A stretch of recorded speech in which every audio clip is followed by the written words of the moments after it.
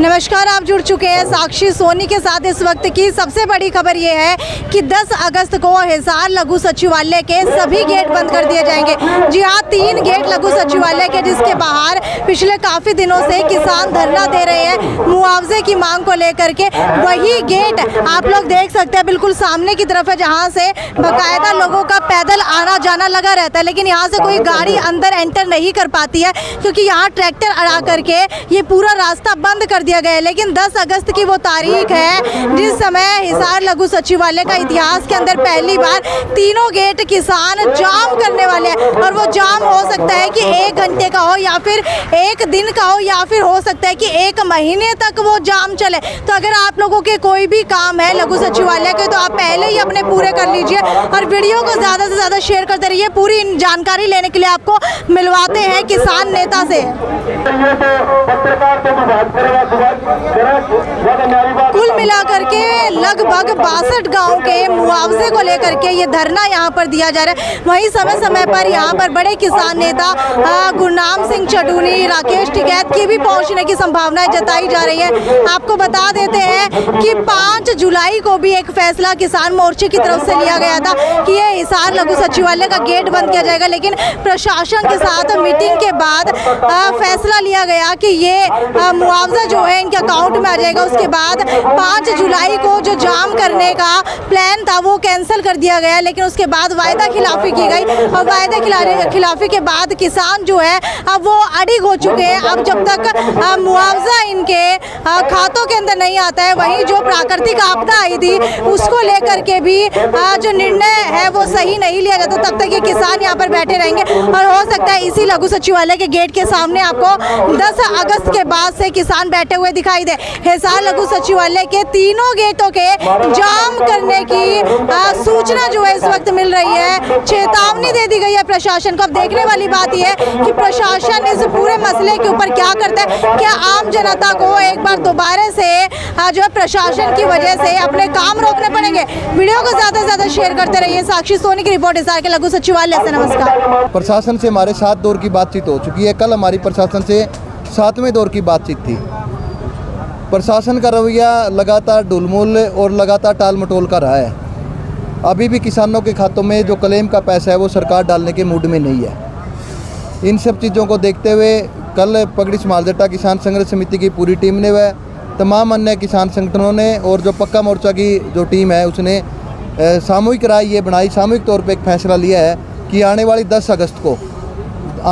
अगस्त को लघु सचिवालय को हम अपने ट्रैक्टर ट्रालियों के साथ पूरी तरह से जाम करेंगे, ताकि सरकार ने और प्रशासन, हिसार प्रशासन ने जो वादा किया था कि 1 हफ्ते के अंदर, जब पिछली बार हम 2 तारीख को बैठे थे डीसी साहब के साथ मीटिंग में, तब डीसी साहब ने ये कहा था कि 1 हफ्ते के अंदर अंदर हम आपकी मांगों को पूरा करेंगे, 1 हफ्ते के अंदर अंदर किसानों के खातों में क्लेम का पैसा आएगा।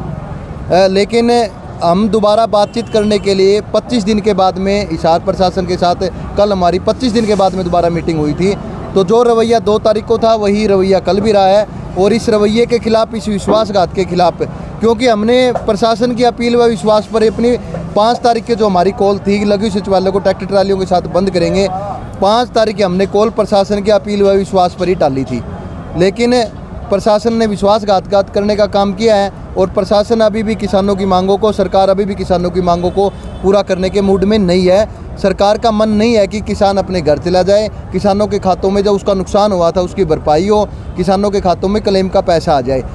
सरकार कंपनी की तरफ देख रही है लेकिन किसानों की तरफ नहीं देख रही है कि किसान पिछले 57 दिन से लगातार यहाँ पर पक्का मोर्चा लगाए बैठे हैं। इस सब के खिलाफ आने वाली 10 अगस्त को हिसार जिलों के हज़ारों किसान अपने सैकड़ों ट्रैक्टर ट्रैलियों के साथ लघु सचिवालय को पूरी तौर पर जाम करेंगे। ये रणनीति हमने कल बनाई है और आने वाली 10 अगस्त को मैं आपके चैनलों के माध्यम से, आप जो तमाम पत्रकार बंधु यहाँ पर आए हैं, मैं उनके माध्यम से भी तमाम जनमानस को ये अपील करूँगा कि आने वाली 10 अगस्त को ज़्यादा से ज़्यादा संख्या में आप हिसार की तरफ आए, ताकि सरकार ने जो वादा किया था उसके खिलाफ, सरकार ने जो वादा खिलाफी की थी उसके खिलाफ हम अपनी एकजुटता दिखा सके।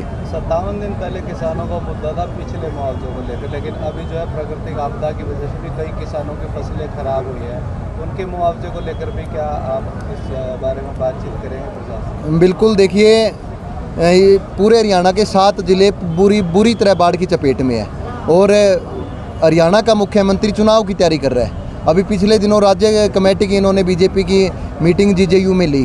पूरा हरियाणा मतलब 7 ज़िले तो पूरी तरह बर्बाद हो गए हैं। इस सब को भी लेकर हमारे संगठन पगड़ी समाल जट्टा किसान संघर्ष समिति ने एक लंबी लड़ाई की शुरुआत आज हम फतेहाबाद से करेंगे।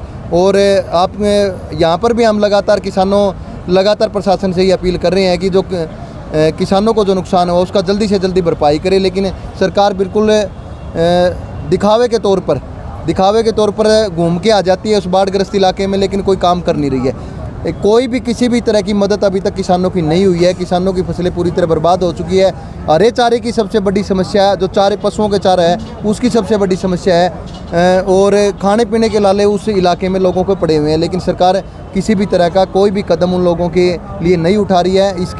इसके लिए भी हम प्रशासन और सरकार से हमने पिछले दिनों भी हम अपना मांग पत्र देने के लिए, जब इसी मुद्दे पे मांग पत्र देने के लिए जा रहे थे तो प्रशासन ने हमें रास्ते में रोक लिया। हमने गिरफ्तारियां भी दी थी। तो हम सरकार से ये मांग करते हैं कि इस मामले में भी लोगों की मदद की जाए, बजाय कि जैसे कि गग्गर के बांध टूटे हुए हैं और अभी तक सरकार ने किसी भी तरह किसी भी बांध को नहीं बांधा गया। गग्गर अभी पहले टुहाना, रतिया, जाखड़, अम्बाड़ा उस इलाके में नुकसान था, अभी वही गग्गर का पानी सिरसा जिला में नुकसान कर रहा है। तो मुझे लगता है कि सरकार बिल्कुल इस जो उदासीन रवैया अपनाए हुए है।